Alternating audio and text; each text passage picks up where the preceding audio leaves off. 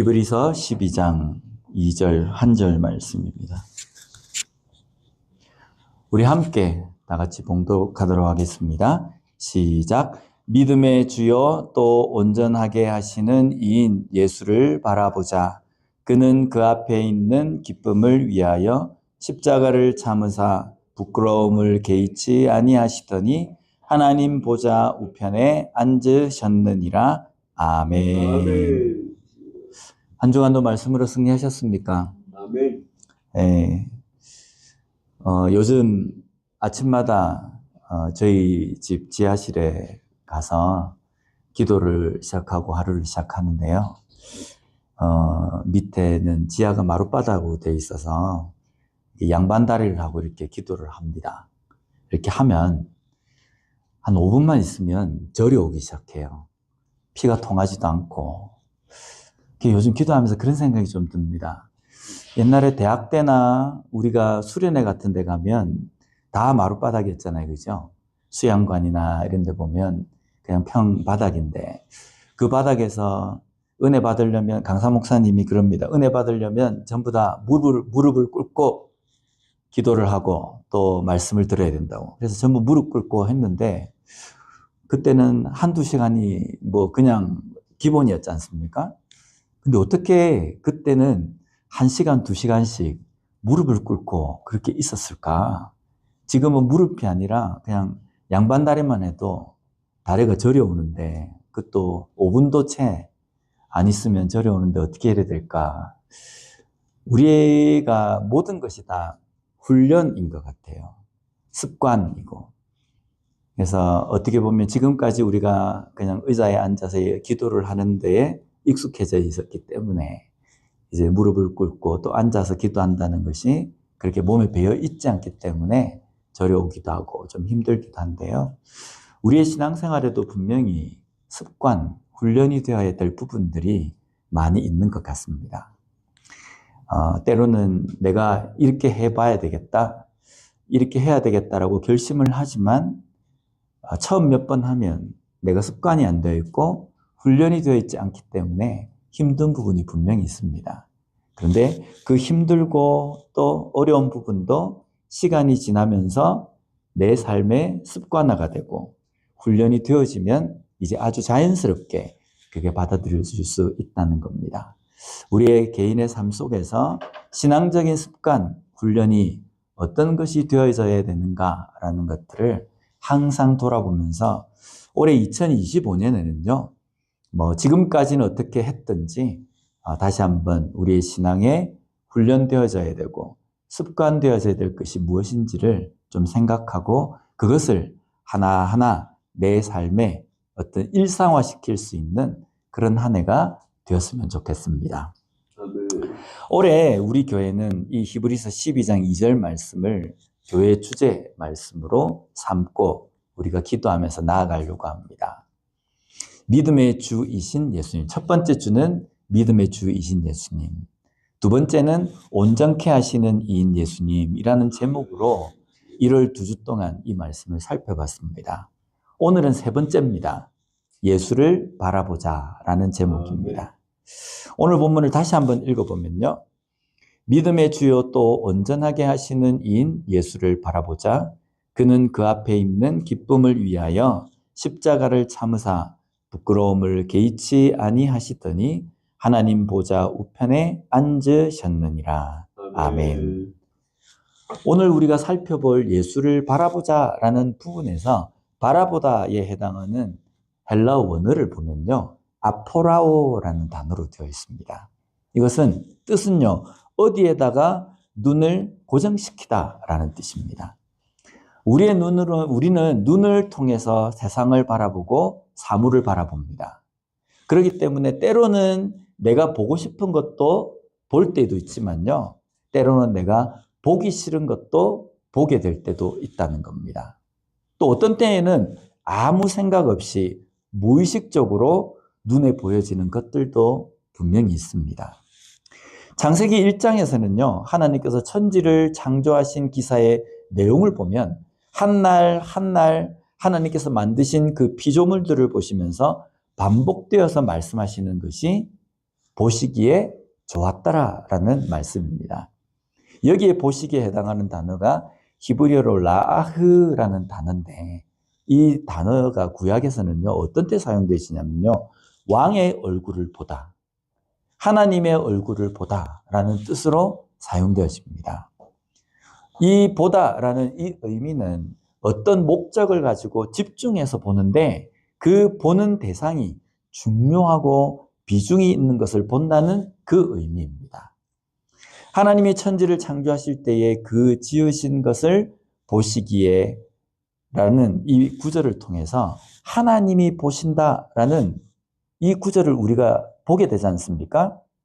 근데 우리가 좀 가만히 생각해 보면 하나님은 형체가 없으신 분이십니다.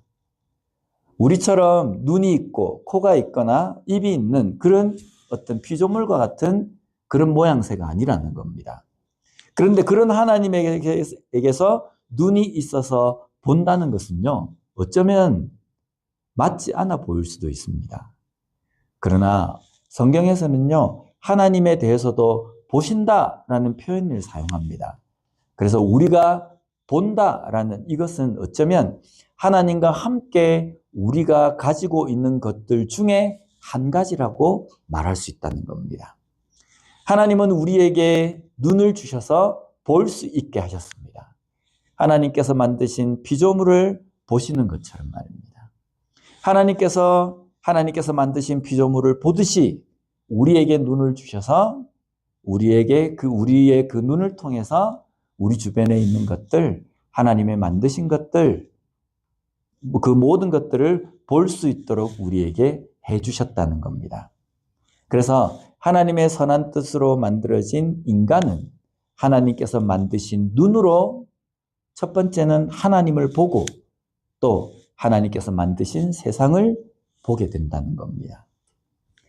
아담이 하나님을 본다는 것은요, 하나님과 교제한다는 의미입니다.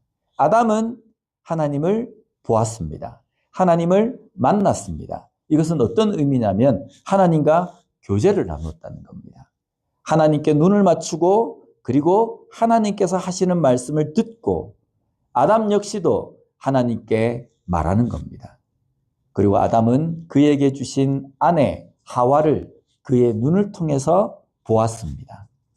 하나님을 볼 때도 하나님께서 만드신 세상을 볼 때도 아내 하와를 볼 때에도 아담이 그 모든 것을 보면서 고백한 그 내용은 하나님께서 원하시는 고백이었다는 겁니다.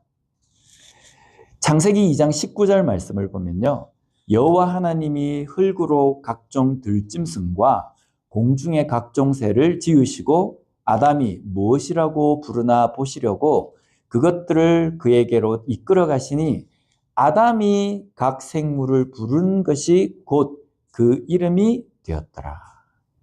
아담이 동물을 보고 부르는 것이 곧 그 동물의 이름이 되었다는 겁니다. 이것은 하나님께서 원하시는 대로였습니다. 하나님께서 만드신 눈으로 하나님께서 만드신 피조물을 보며 이름을 지은 것이 하나님께서 원하시는 대로 고백되어졌다는 겁니다. 또 한편으로 하와를 보았을 때 아담은 어떤 고백을 합니까? 창세기 2장 23절을 보면요, 아담이 이르되 이는 내 뼈 중에 뼈요 내 살 중에 살이라. 이것을 남자에게서 취하였은즉 여자라 부르리라 하니라. 멋있지 않습니까? 남자가 아내를 보면서 뭐라고 고백하냐면요, 내 뼈 중에 뼈요 내 살 중에 살이다 라고 말합니다. 이것은 내 눈앞에 서 있는 그 아내를 보면서요, 제3자 객체로 본 것이 아니라 이 여인은, 이 아내는 내 자체라는 겁니다.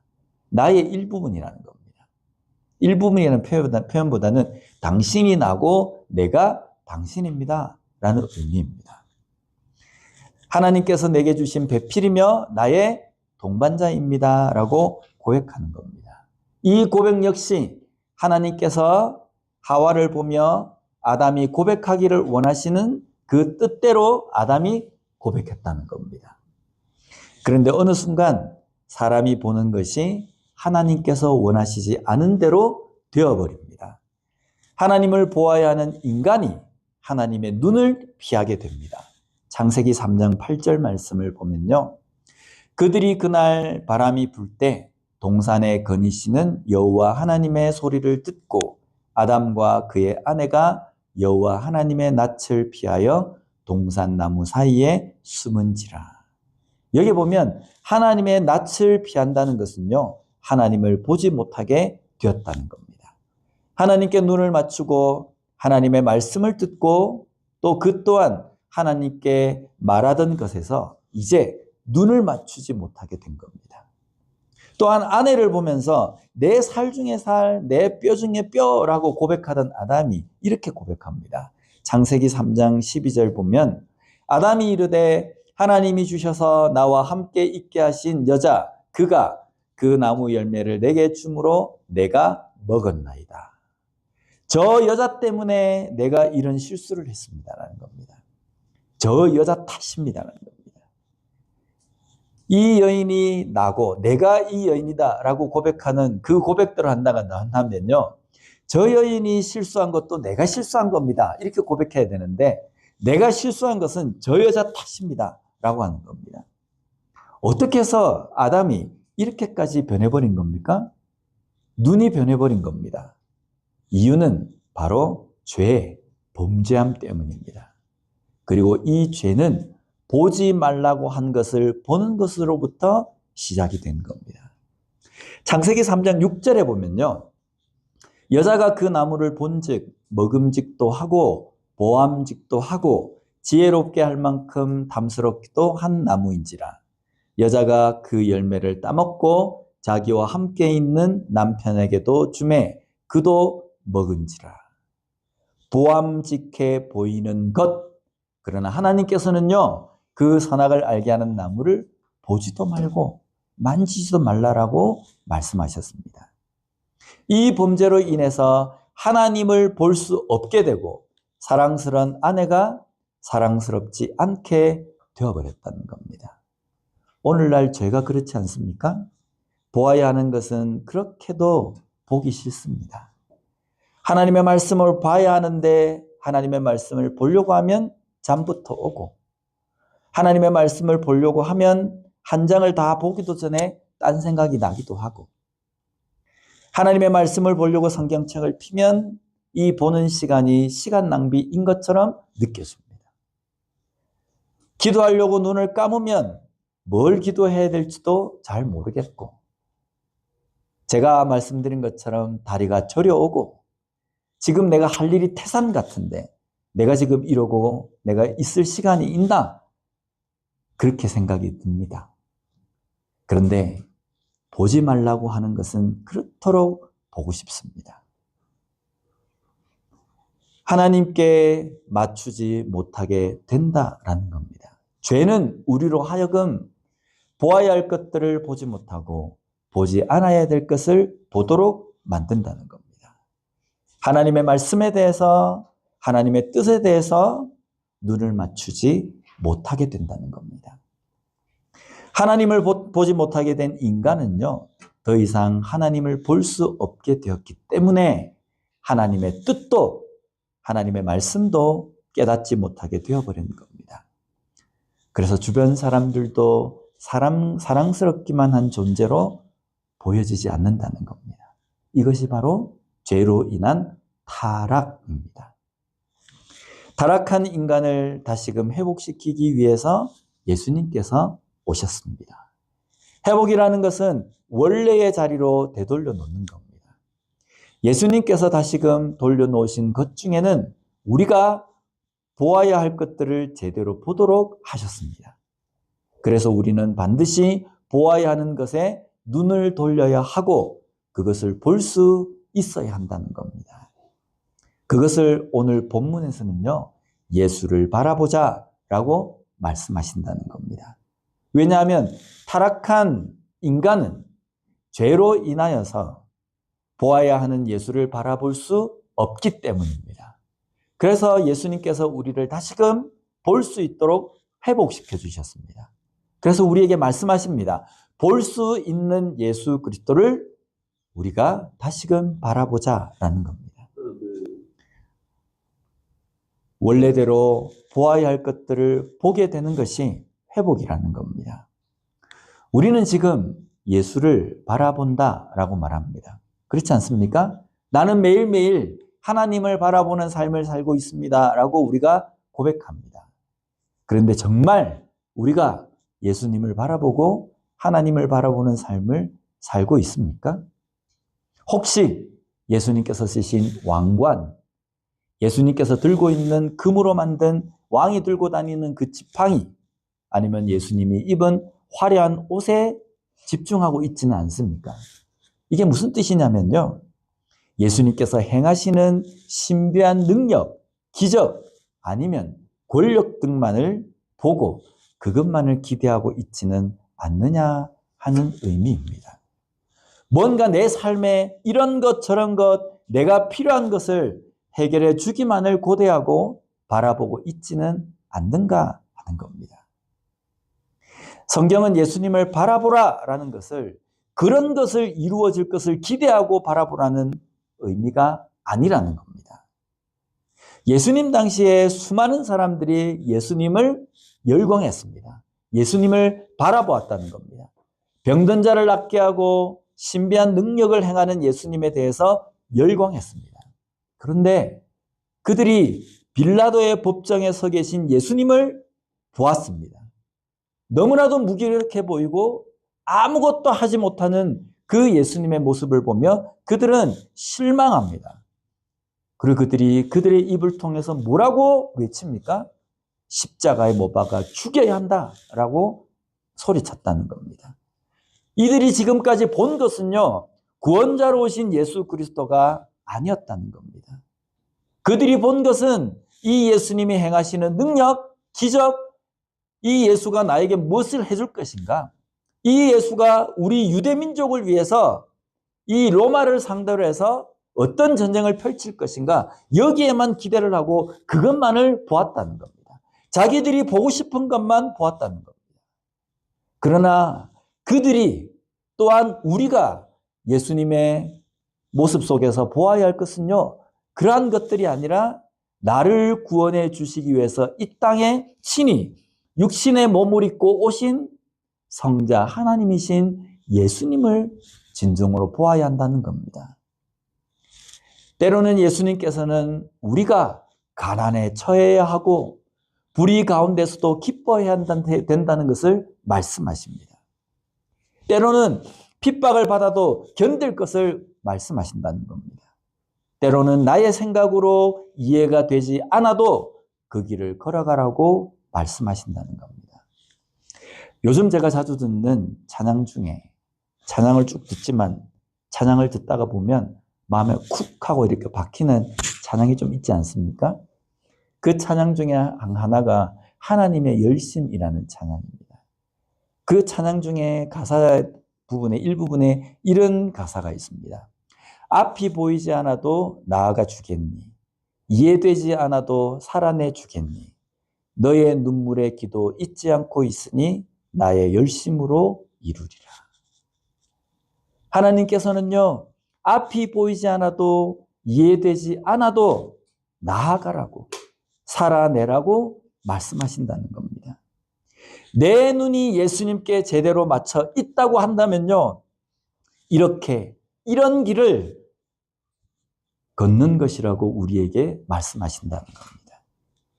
우리는 앞이 보여야만 걷고 이해가 되어야만 순종하는 삶을 사는 경향이 있다는 겁니다.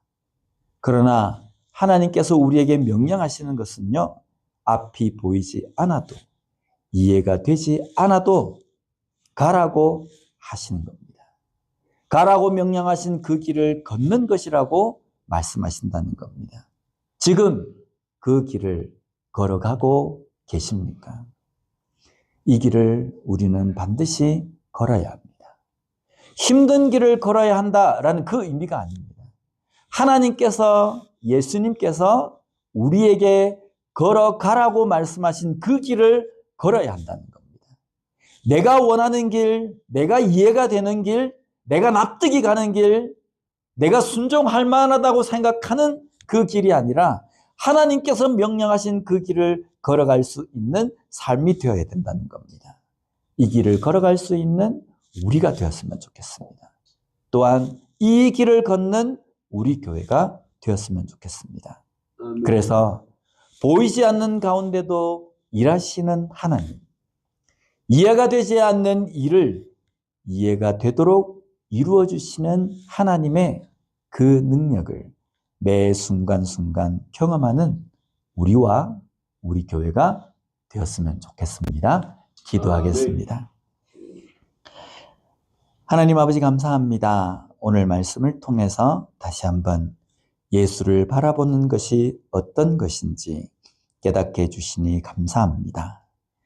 때로는 우리가 이해가 되지도 않고 납득도 되지도 않고 뭔가 무모해 보이는 길이지만 하나님께 눈을 맞춤으로 말미암아 하나님께서 가라라고 명령하실 때에도 이해되지 않아도 납득이 되지 않아도 걸어갈 수 있는 믿음의 결단을 하는 우리가 되게 주님 도와 주시옵소서. 정말 오늘 말씀처럼 우리의 눈이 예수님께 맞춰지게 하여 주시고 그로 말미암아 하나님의 뜻을 하나님의 계획을 잘 깨닫고 순종하며 걸어갈 수 있는 우리와 우리 교회가 될 수 있게 주님 붙들어 주시옵소서. 예수님 이름으로 기도드립니다. 아멘.